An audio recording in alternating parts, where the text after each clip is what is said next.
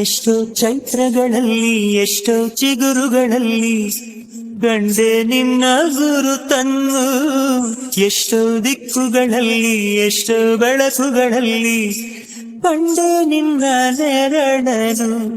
ನಿನ್ನ ನಗುವೆ ನನ್ನೆದೆಗೆ ಅಮೃತ ಕಳಶ, ನಿನ್ನ ಸ್ಪರ್ಶವೇ ಉಸಿರಿಗೆ ಮಾಯದ ಹರುಷ, ನಿನ್ನ ನೋಟದ ಹೊಂಬೆಳಕಲಿ ಒಂದು ನಿಮಿಷ ನಾನಿದ್ದರೆ ಅದೇ ನನಗೆ 1000 ವರುಷ.